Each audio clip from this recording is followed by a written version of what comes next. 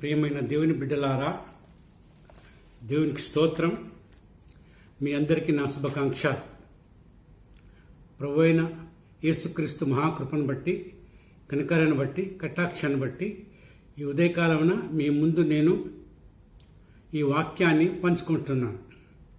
ఈ వాక్యం ఏమిటంటే, మీకు తెలుసు కదా, నేను ప్రకటన గ్రంథంలో రాయబడిన సంఘాలకు ఆ ఉత్తరాల గురించి మాట్లాడుతున్నాను. ఇంగ్లీష్లో మాట్లాడాను ఇంతవరకు 6 సంఘాల గురించి. మరి మీకు ఇంకా మంచిగా అర్థం కావాలని తెలుగులో మాట్లాడుతున్నాను. పోయిన వారం మొదటి సంఘం ఎఫెసు కొరకు రాసిన దాని గురించి మాట్లాడాను. ఈ వారం 2వ సంఘమైన స్ముర్నా కొరకు మాట్లాడుతున్నాను. అయితే ఆ 2వ అధ్యాయము, ప్రకటన గ్రంథం 2వ అధ్యాయము 8 నుంచి 11 వరకు అందులో రాయబడ్డది స్ముర్నా గురించి. స్ముర్నా గురించి రాయబడ్డ ఈ వాక్యాలను నేను ఇప్పుడు చదువుతున్నాను. అయితే అన్ని వాక్యాలు ఒక్కసారి చదవను, ఎందుకంటే అన్ని వాక్యాలు ఒక్కసారి చదివితే మరి మీకు వినటానికి కష్టం కావచ్చు. అందుకొరకే నేను అన్ని ఒక్కసారి మాట్లాడటం లేదు, చదవటం లేదు. ఇప్పుడు నేను 2వ అధ్యాయము ప్రకటన గ్రంథము 8 నుంచి 11 వరకు 2వ సంఘంకి రాసిన మాటలు 8వ వచనం చదువుతున్నాను. స్ముర్నాలో ఉన్న సంఘపు దూతకు ఇలాగు రాయము: మొదటి వాడను కడపటి వాడినయుండి మృతుడినై మరలా బ్రతికిన వాడు చెప్పు సంగతులేవనగా. ఇక్కడ ప్రభువైన యేసుక్రీస్తు తనను తాను గురించి పరిచయం చేసుకుంటున్నాడు. మొదటి వాడనై ఉండి కడపటి వాడినై ఉండి ఏమన్నాడు? మొదటి వాడను కడపటి వాడినై ఉండి మృతుడినై మరలా బ్రతికిన వాడు చెప్పు సంగతులు ఏవనగా. మనకందరికీ తెలుసు, ప్రభువైన యేసుక్రీస్తు సిలువ వేయబడ్డాడు, సిలువలో మరణించాడు. మరి సిలువలో మరణించిన తర్వాత 3వ రోజు తిరిగి బ్రతికినాడు. అందుకొరకే మృతుడినై మరలా బ్రతికిన వాడు చెప్పు సంగతులు ఏవనగా అంటున్నాడు. నిజమే కదా?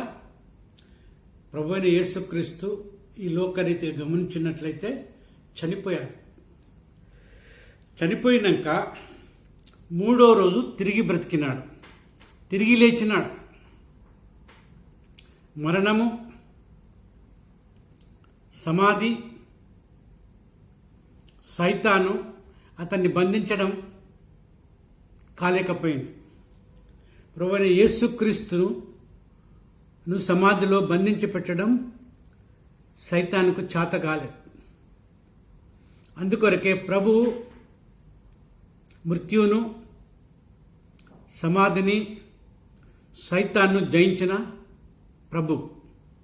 అందుకొరకు ఆయన ఏమంటున్నాడంటే, మొదటి వాడను కడపటి వాడిని ఉండి మృతుడినే మరలా బ్రతికిన వాడు చెప్పు సంగతులు ఏవనగా. మనము బహుగా జాగ్రత్తగా విని గ్రహించాలి దేవుని బిడ్డలారా. ఎందుకంటే ఈ 7 సంఘాలకు ప్రభు రాసిన సంగతులు చాలా గొప్ప సంగతులు. ఏ విధంగా తను తాను సంబోధించుకుంటున్నాడు? మొదటి వాడను కడపటి వాడనై ఉండి మృతుడనై మరలా బ్రతికిన వాడు చెప్పు సంగతులు ఏవనగా. ఎవరన్నా ఇంత ధైర్యంగా మృతుడనై మరలా బ్రతికిన వాడు చెప్పు సంగతులు అంటున్నాడు? మొదటి వాడను కడపటి వాడనై ఉండి మృతుడనై తిరిగి బ్రతికిన వాడు చెప్పు సంగతులు ఏవనగా. అంటే ప్రభువైన యేసుక్రీస్తు ఆ స్మరణ సంఘానికి కొన్ని హెచ్చరికలు చేయాలనుకుంటున్నాడు. అందుకొరకే ఆయన ఇలాగంటున్నాడు. ఏమి? మొదటి వాడను కడపటి వాడినై ఉండి మృతుడనై మరలా బ్రతికిన వాడు చెప్పు సంగతులు ఏవనగా. మనం ఈ మాట విన్నామనుకోండి, ఒకవేళ ఈ వాక్యం కాకుండా మొదటి వాడినై కడపటి వాడినై ఉండి మృతుడినై తిరిగి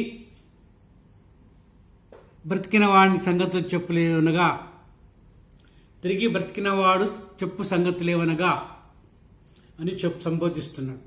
అంటే అప్పుడు మనకు బాగా తెలిసిపోతుంది అది ఎవరో కాదు, మనము నమ్మిన మన ప్రభు అయిన యేసుక్రీస్తు, మన రక్షకుడైన యేసునాథుడు.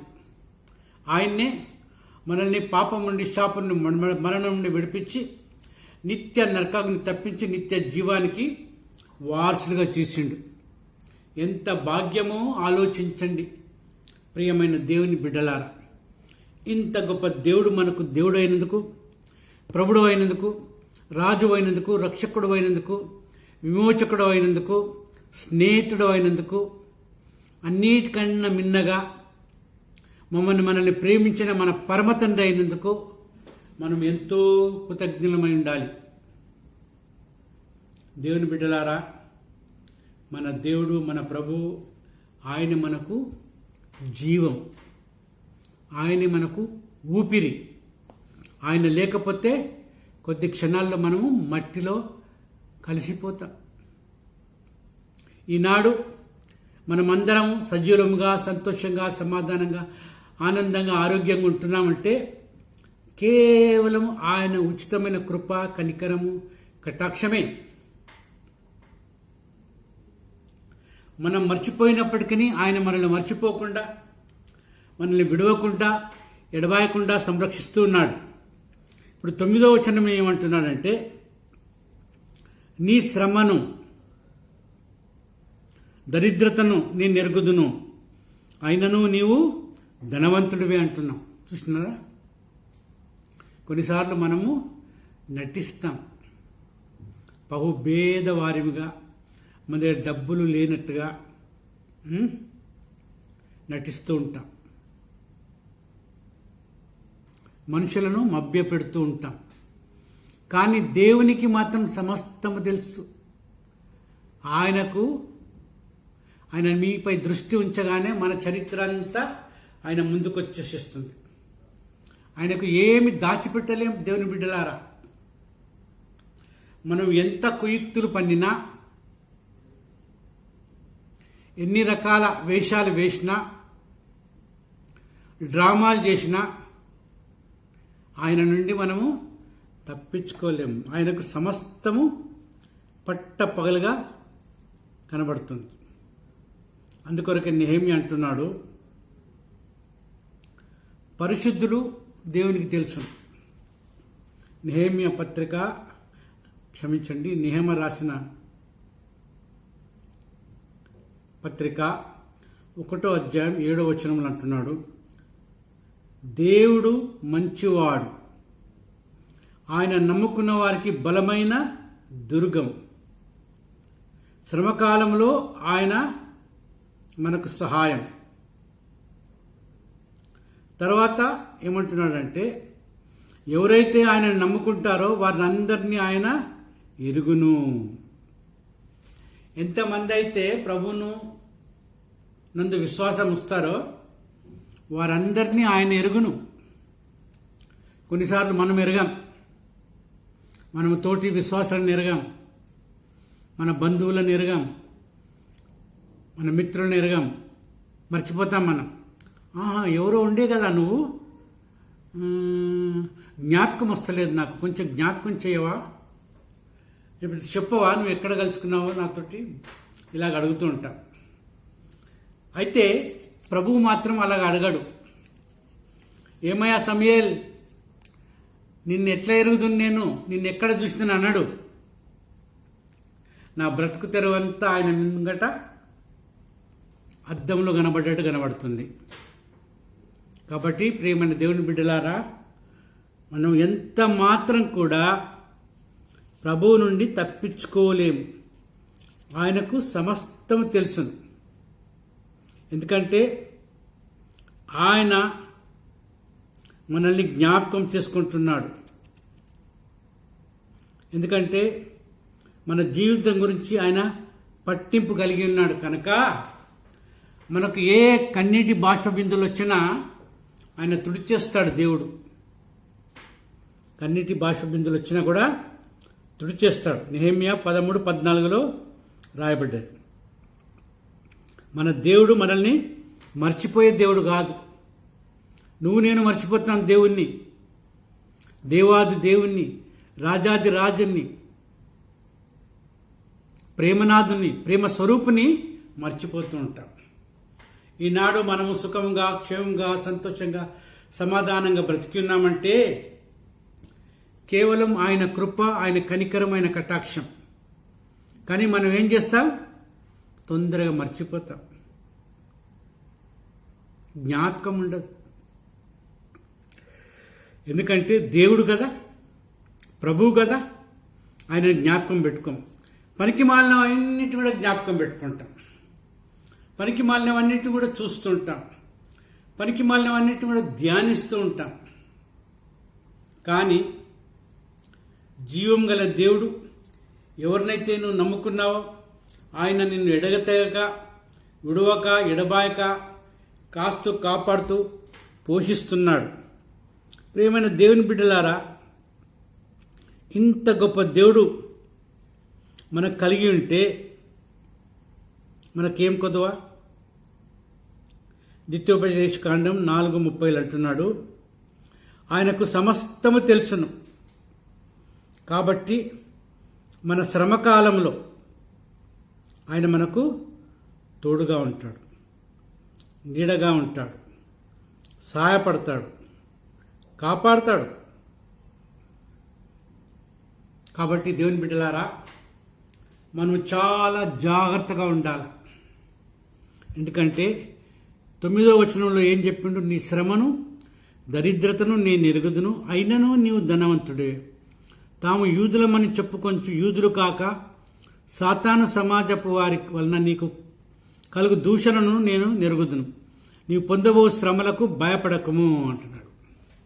చూసారా, సైతాను సమాజపు వారు వచ్చి దేవుని బిడ్డలు స్మరణాలు ఉంటే వారిని ఇబ్బంది పెడుతున్నారు, వారిని శ్రమ పెడుతున్నారు, వారికి ఆటంకం, అభ్యంతరం కలగజేస్తున్నారు. కాబట్టి దేవుడు ఏమంటున్నాడంటే, ప్రియమైన దేవుని బిడ్డలారా, ఆయన ప్రతి ఒక్క విషయం ఎరుగును కనుక ఆయన విశ్వాసం ఉంచుడి, అప్పుడు ఆయన మిమ్మల్ని ఆశీర్వదిస్తాడు. తర్వాత మీ దరిద్రుల నుండి ఆయన లేవదిస్తాడు. ఇంకేమంటున్నాడు? అలాంటి దేవుణ్ణి మీరు సేవించగలరా? అలాంటి దేవునితో సావాసం చేయగలరా?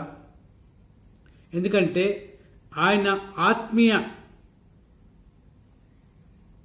ఐశ్వర్యాలు మనకిస్తాడు. 1 కొరింథీ పత్రిక 1వ అధ్యాయము 5వ వచనంలో ఆయన ప్రతి విషయంలో మనల్ని అభివృద్ధి పరుస్తాడు, ప్రతి విషయంలో మనల్ని ఉత్తేజపరుస్తాడు, ప్రతి విషయంలో మనకు సహకరిస్తాడు. తెలిసిందా దేవుని బిడ్డలారా? ఆయన దేవుడు అయినప్పటికీ, దేవాది దేవుడు అయినప్పటికీ, రాజాది రాజు అయినప్పటికీ, ప్రభువులకు ప్రభు అయినప్పటికీ ఆయన ఎంతగా తగ్గించుకున్నాడంటే మనము చెప్పనలవి కాదు, మనకు చెప్పనలవి కాదు. అంత గొప్ప దేవుడు.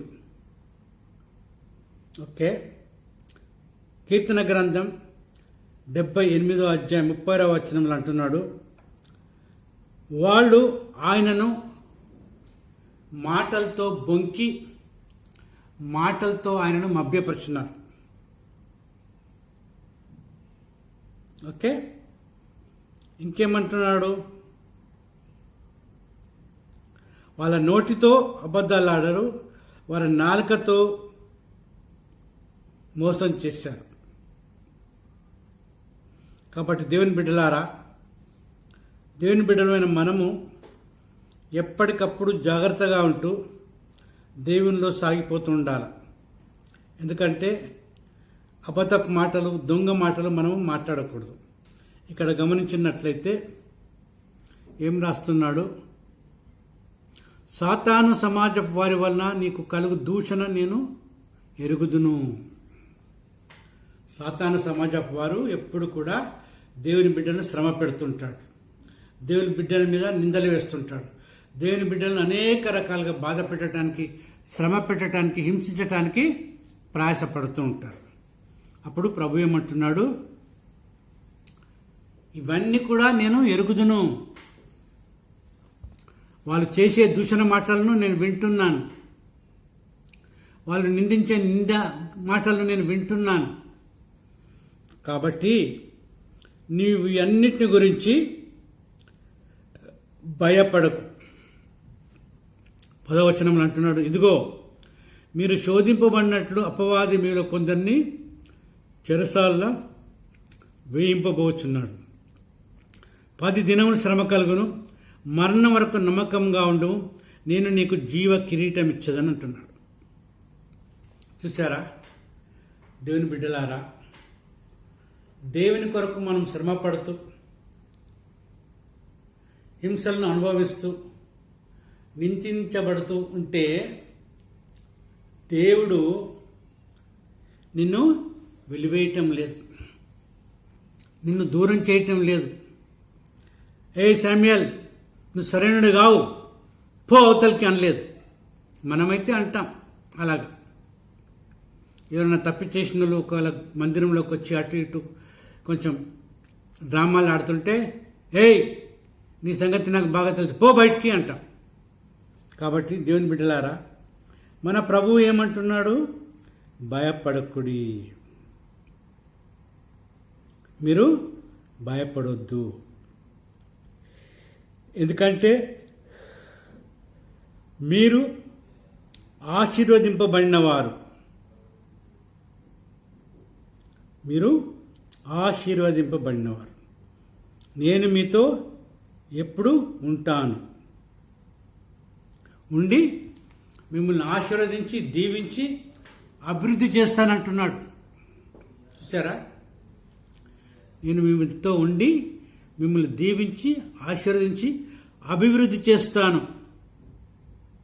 అయితే మీరు శోధింపబడినట్లు అపవాది మీలో కొందరిని చెరలో వేయింపబోచున్నాడు.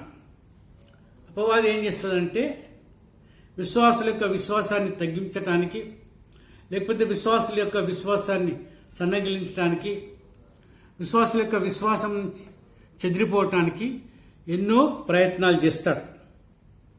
చేసి నానా రకాలుగా ఇబ్బంది పెట్టి వాళ్ళను విశ్వాస భ్రష్టులుగా చేస్తాడు. అయితే దేవుని బిడ్డలారా, మీరు మాత్రం ఎట్టి విషయంలో చింతపడకండి. ఎందుకంటే పొందబో శ్రమలకు భయపడకుము. ఏమంటున్నాడు, పొందబో శ్రమలకు భయపడకు. ఎన్ని శ్రమలు వచ్చినా నువ్వు భయపడకుండా నీ విశ్వాసాన్ని నీ ప్రభుపై ఉంచినట్లయితే ప్రభువే ఆ శ్రమలలో నుండి, ఆ ఇరుకులలో నుండి, ఆ ఇబ్బందుల్లో నుండి నిన్ను తప్పిస్తాడు, నిన్ను బ్రతికిస్తాడు. అర్థమైందా దేవుని బిడ్డలా? కాబట్టి మీకు సమయం దొరికినప్పుడల్లా ఈ ప్రకటన గ్రంథాన్ని ధ్యానిస్తూ ఉండాలి. చాలామంది భయపడతారు. దేవుని సేవకులు కూడా ప్రకటన గ్రంథం గురించి మాట్లాడటానికి భయపడతారు. ఎవరికైతే దేవుని వాక్యం అనుభవం మంచిగా ఉందో, వాళ్ళకు దేవుని వాక్యం క్షుణ్ణంగా తెలుసునో, వాళ్ళు తప్పకుండా వచ్చి కాపాడుతూ ఉంటారు. కాబట్టి దేవుని బిడ్డలారా, మీరు ఏమాత్రం భయపడకుండా సాతానుకు కానీ, సాతాను ప్రజలకు కానీ, అది కలిగించబోయే శ్రమను కానీ, అది చెరలో వేయించబోతుంది కొంతమందిని, దాని తర్వాత మరణం వరకు నమ్మకంగా ఉండవు, నేను నీకు జీవ కిరీటం ఇచ్చదంటున్నాడు. దేవుని బిడ్డలారా, దేవుడు మన శ్రమలను గ్రహించి ఆ శ్రమంలో మనము విజయశాలమైతే ఆయన ఏం చేస్తాడంటే, ఎంతమంది అయితే శ్రమ పొందినాడో వాళ్ళందరూ కూడా ప్రభు అయిన యేసుక్రీస్తును అంగీకరించి ఆయన దగ్గర కనిపెడుతున్నట్టయితే రెండవ రాకడలో ఆయన ఈ శ్రమలన్నీ తొలగించి సామాన్యంగా జరిగిస్తాడు. ఎందుకంటే సర్వలోకానికి సృష్టికర్త అయిన దేవుడు, ఆయనకు అసాధ్యమైనట్టు ఏమీ లేదు ఈ లోకంలో. ఏమనుందా? నా మట్టుకు నేను గమనించినట్లయితే నాకైతే ఏమీ కనబడటం లేదు. కనబడుతుందా? లేదు. సైతానుడు ఏం చేస్తాడంటే అంతంలో దేవుని బిడ్డలను చెరసాల్లో వేయించి శోధించి పరీక్షిస్తాడు. అయితే మనం మాత్రం ఎంత మాత్రం భయపడకుండా, ఎంత శోధించినా క్రీస్తులో విశ్వాసం గలవారే ముందుకు సాగిపోదాం. కాబట్టి మన విశ్వాసం పరీక్షింపబడుతుంటే మనం ధైర్యంగా ఉండి వాటిలో మనము జయించాలి. దేనికి కూడా భయపడకూడదు. జైలు వేసినా భయపడకూడదు. హింసించినా, శ్రమ పెట్టినా భయపడకూడదు. దేని విషయంలో కూడా భయపడకూడదు. ఒకవేళ మనల్ని అధికారులకు అప్పగించి శిక్షించి చెరసాలలో వేయించినా కూడా భయపడకూడదు. ఎందుకంటే మన దేవుడు గొప్ప దేవుడు. మన దేవునికి మనము నమ్మకంగా ఉండి అనేక సార్లు ఆయనకు నిరూపించాలి. మన విశ్వాస్యతను, మన నమ్మకత్వాన్ని ఎప్పటికప్పుడు మనము నిరూపించాలి. అయ్యో నాకు శ్రమ కలిగిందే, అయ్యో నన్ను జైలు వేశారే, అయ్యో ఇదైంది అదైందని ఎంత మాత్రం వంకలు చెప్పకూడదు. ఎంత మాత్రం వంకలు చెప్పకూడదు. ప్రభువునందు విశ్వాసం ఉంచి ముందుకు సాగిపోవాలి. ఎందుకంటే మనకు ఆత్మీయ బహుమానాలు ఇస్తాడు ఆయన. ఆయన ఏమంటున్నాడు? 10 దినములు శ్రమ కలుగును, మరణం వరకు నమ్మకంగా ఉండును, నేను నీకు జీవ కిరీటం ఇచ్చేదని అంటున్నాడు. 10 దినాలు శ్రమ కలుగుతాయట. ఎంత ఖచ్చితంగా చెప్తున్నాడు చూడండి. ప్రభువైన యేసుక్రీస్తు యొక్క ఆగమన దినానికి ముందుగా 10 దినాలు శ్రమ ఉంటుందట. ఆ శ్రమలో మనం నమ్మకంగా ఉంటే మనకు జీవ కిరీటాన్ని అనుగ్రహిస్తాడట. కాబట్టి దేవుని బిడ్డలారా, ఇది జ్ఞాపకం పెట్టుకునండి. దయచేసి మనము వేరుల గురించి ఏమి చెప్పలేము, ఏం చేయలేము. మన సంగతి మనము బాగా చూసుకోవాలి. యేసుక్రీస్తు చేసిన పునాది తప్పితే ఇంకొక పునాది ఎవ్వరూ వేయలేరు. కాబట్టి ఆ పునాదిలో మనం స్థిరపడి బలపడి ముందుకు సాగిపోవాలా. దేవుని బిడ్డలారా, మనం ఎంత మాత్రము విడవద్దు, జడియొద్దు. తప్పకుండా ముందుకు సాగిపోతూనే ఉండాల. ఎందుకంటే మన ప్రభు జయశాలి అయి ముందుకు సాగిపోతూనే ఉన్నాడు. అందుకొరకే ఆయన అంటున్నాడు, అపోస్తలుడైన పౌలు రాస్తున్నాడు, ఈ పునాది కాకుండా వేరే పునాది మీద రాయబడితే మీరు ఏమంటున్నాడు? వేరే పునాది మీద రాయబడితే మీరు జాగ్రత్తగా ఉండాలి. ఏ పాపం చేయకూడదు, ఏ దౌర్భాగ్య స్థితిని తీసుకురాకూడదు. వంచన, ప్రసంగం, వాక్యాలు ఇవన్నిటిని కూడా ఏమాత్రం తృణీకరింపకుండా, నిర్లక్ష్యం చేయకుండా ఎప్పటికప్పుడు మనం ప్రభువులో ముందుకు సాగిపోతూ మనం నమ్మకస్తులమై ఉండాలి. అర్థమైందా దేవుని బిడ్డలారా? ఎప్పుడైతే మనం నమ్మకంగా ఉంటామో మరణం వరకు నమ్మకంగా ఉంటామో అప్పుడు వాళ్ళకు జీవ కిరీటం ఇస్తానంటున్నాడు ప్రభు. జీవ కిరీటం. జీవ కిరీటం ఎవరి దగ్గర ఉంది? ప్రభు అయిన యేసుక్రీస్తు దగ్గర ఉంది. కాబట్టి మనకు ఏమి దొరకవు. మనకు దొరకవలసినవి దేవుడే ఇస్తాడు. ఎప్పుడు ఇవ్వాలనో అప్పుడు ఇస్తాడు. కానీ మన ఇష్టానుసారంగా ప్రవర్తిస్తూ మాట్లాడుతూ ఇష్టం వచ్చిన మాటలు పలుకుతూ ఆయనను హింసలో పెట్టిన తెత్తే వాటిని గురించి ఎవరు కూడా పట్టించుకోవటం లేదు. కానీ దేవుడు మాత్రం ఎప్పటికప్పటికీ వాళ్ళకు మార్గం సరళం చేస్తూ సాధ్యమైనంత తొందరలో ఆయన దేవునికి మన దేవునికి ప్రార్థన చేసి ఆ విధంగా మనము నడుచుకోవాలి. ఎందుకంటే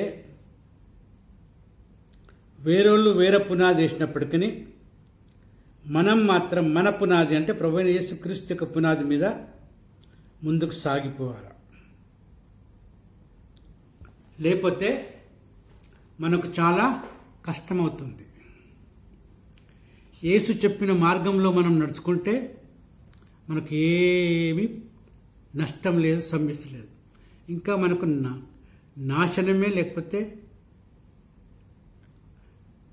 బుద్ధి తెలివి ఇచ్చి దేవుడు మనల్ని కాపాడుతాడు. కాబట్టి తెలివితేటలతో నిండి ఉన్న ఆ రెండు గూడాలకు షరతుల మీద లేకపోతే పనుల మీద నిలబడ్డ ఆ మనిషిని జ్ఞాపకం చేసుకొని నీ చిత్తం నీ సంకల్ప చొప్పున జరిగింది. ఇంకా 11వ వచనం ఏమంటాడు? సంగములతో ఆత్మ చెప్పుచున్న మాట చెవిగలవాడు వినుగాక, జయించువాడు రెండవ మరణం వలన ఏ అని చెందాడు. 9వ కాదు 11వ వచనంలో ఆయన అంటున్నాడు,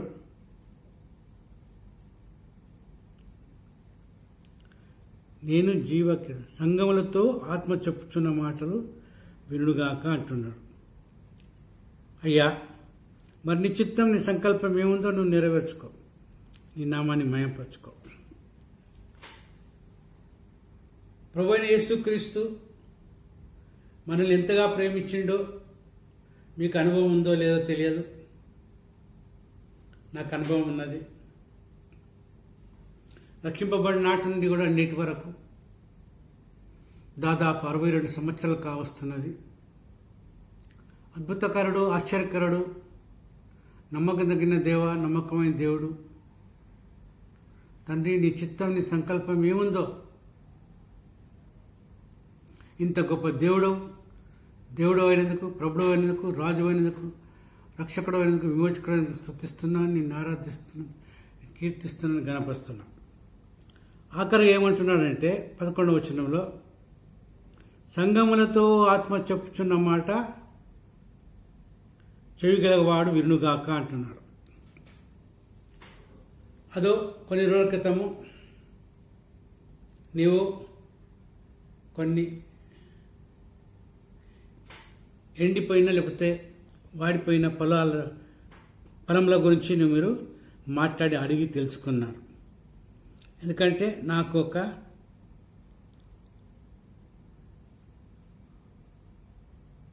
సహోదరి తెలుసు. ఆమె గుడ్డిగా సతీష్ సంఘానికి వెళ్తూ అక్కడ జరుగుతున్న విషయాలను చూసి నిర్ఘాంతపోయింది. పోయి నేను ఇప్పుడు సముద్రంలో స్నానం చేసుకొని ఈత కొట్టుకొని సముద్రంలోనే పొలాలు తిని సముద్రంలో ఒక కుమారుని కానీ అతడు నా మాట వినేటట్టు చేస్తానన్నాడు. కాబట్టి దేవుని బిడ్డలారా, చెవి గలవాడు ఆత్మ సంఘంతో చెప్పుచున్న మాట వినుగాక అంటున్నాడు. కాబట్టి మనం బహు జాగ్రత్తగా ఉండి మనం ఏం చేస్తున్నో జ్ఞాపకం పెట్టుకోవాలి. ఆ యొక్క దేవుడు ఏమంటున్నాడంటే, ఎవరైతే నా మాటలు విని నాకు అధికారం అవుతాడో వాడిని నేను పట్టుకొని వాడిని నేను చంపుతాను. ఎందుకంటే బహు దుర్మార్గంగా ప్రవర్తించాడు. కాబట్టి దేవుని బిడ్డలారా, మీ సంగతి మీరు చూసుకోనండి. ప్రభు విషయంలో మీ చింతాన్ని, ఈ నకిలీని బయలుపరచకండి.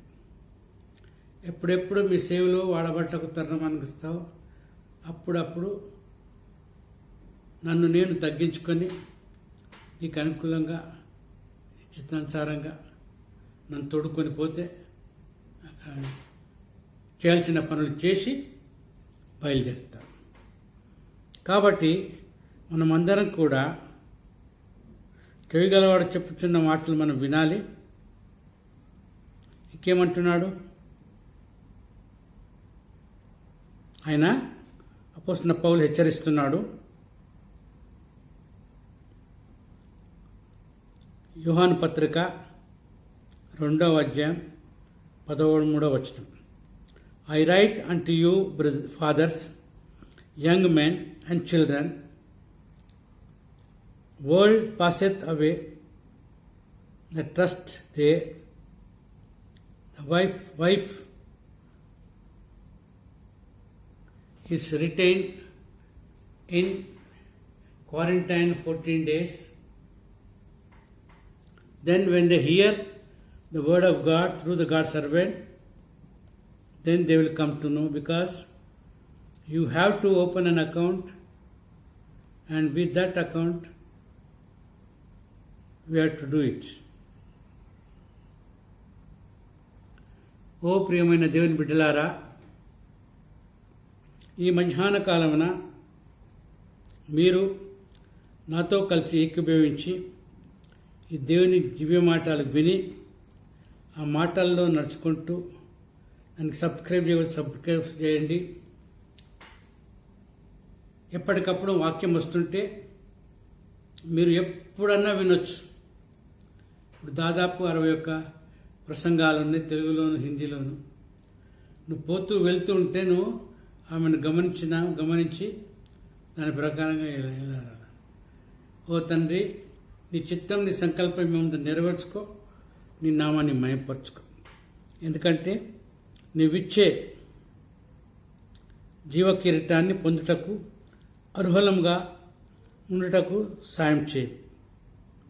ఎందుకంటే నా సంగతి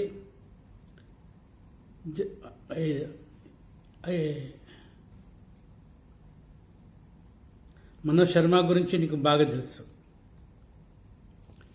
ఏ కార్యం ఎవరితో జరిగించాలనుకుంటున్నావో నీ చిత్తానుసారంగా జరిగించి నీ నామాన్ని మహిమపరచుకో, నీ నామాన్ని ఘనపరచుకో. నా తలంపులను, ఆలోచనలు కట్టిపెట్టు. ప్రియమైన దేవుని బిడ్డలారా, ఇదో 9 మాసాలు గడిపి 10వ మాసంలో ప్రవేశపెట్టినాం. ఇది 3వ ప్రసంగం ఈ నెలలో. మరి నేను గమనించింది ఏంటంటే, అనేకులు ఇంతవరకు సబ్స్క్రైబ్ చేయలేదు. ఇంతవరకు అనేకులకు కావాల్సిన ఆ యొక్క స్కూల్ కానీ కాలేజ్ కానీ ఒక కట్టడాలను మీకు వివరించి చెప్తారు. టైంకు ఏ సమయంలో రావాలా, ఆడుకోనికి ఏ సమయంలో పోవాలా, గుడికి ఎప్పుడు పోవాలా, ఇక్కడ రావాలా అని కరెక్ట్గా చేసి. కాబట్టి ప్రియమైన దేవుని బిడ్డలారా,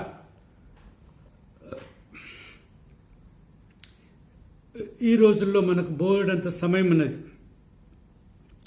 ఆ సమయాన్ని వృధా చేయకుండా దేవుని యొక్క మంచి బిడ్డల వలె ఆయన వాక్యాన్ని ధ్యానిస్తూ ముందుకు సాగిపోదాం. ఎందుకంటే ఆయన వాక్యము బహు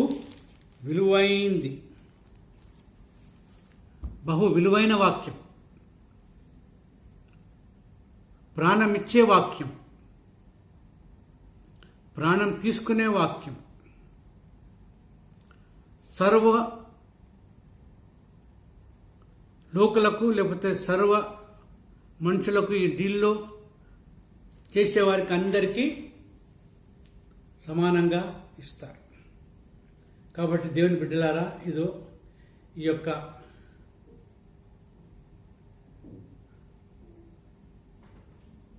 తమలపాకును లేకపోతే ఆకును, ఇది తమలపాకుతో చేయబడ్డది. ఇది తింటే దీనివల్ల ఎన్నో మేలు కలుగుతాయట. అందుకొరకే నేను మీకు చెబుతూ ఉన్నాను. ఈ వస్తువులన్నీ ఎన్నెన్ని వస్తువులు ఎన్నెన్ని రకాలుగా మనం తింటాము, భోజిస్తాము. అయితే మన ప్రభువుకి, మన దేవునికి ఏంటి కావాలనో మాత్రం ఆలోచన చేయము. వందలు పెట్టి కొనుక్కొచ్చేస్తూనే ఉంటాము. 50 ధరలకు మనలోకి వచ్చి మనతో మాట్లాడే దేవునికి మాత్రం పెట్టలేము. పట్టలేకుండా దాన్ని ఉపయోగం పెట్టుకుంటున్నాం. కాబట్టి దేవుని బిడ్డలారా, ఇవన్నీ మీరు గ్రహించి ఈ వాక్య వెలుగులో మీరు నడుచుకోవాలని ప్రభు పేరిట మిమ్మల్ని ఆహ్వానిస్తున్నాను. దయచేసి ఇంతవరకు ఒకవేళ మీరు సబ్స్క్రైబ్ చేయకపోతే సబ్స్క్రైబ్ చేయండి. ఒకవేళ మీకు వాక్యం నచ్చినట్టయితే